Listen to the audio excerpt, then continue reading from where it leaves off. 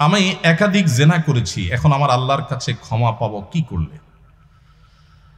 আল্লাহ তাআলা রহম করুক, অনেক ভাইরা আছেন বিভিন্ন পাপে লিপ্ত হওয়ার পর শয়তান তাদেরকে এত বেশি ভয় দেখায়, অতিরিক্ত ভয় দেখায়।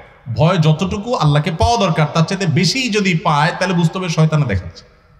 ওটা কে দেখাচ্ছে? শয়তান দেখাচ্ছে।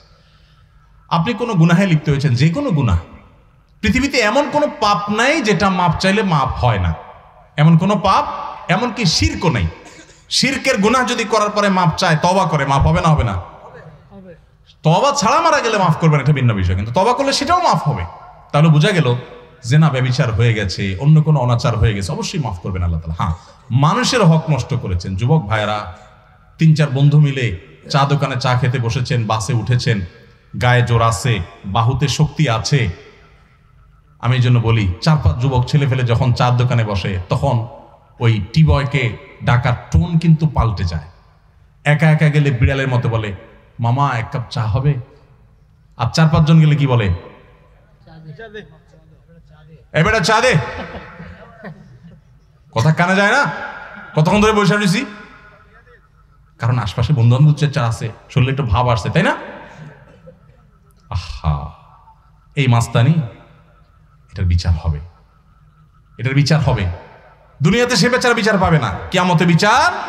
বুড়া বলে আপনি হাজির সাহেব হয়ে গেলেন, মাগার ওই যৌবনকালে যে মাস্তানি করে আসছেন, গুন্ডামি করে আসছেন, তার বিচার আল্লাহ করবেন।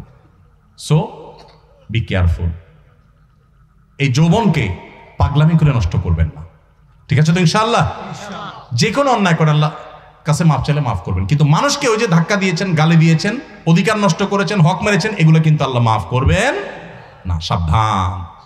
এই জন্য নবী করিম সাল্লাল্লাহু আলাইহি ওয়াসাল্লাম বলেছেন, সেদিন আসার আগে মাফ চেয়ে নাও, যেদিন কেউ কাউকে ছাড় দিবে না, কেউ কাউকে ছাড় দিবে না।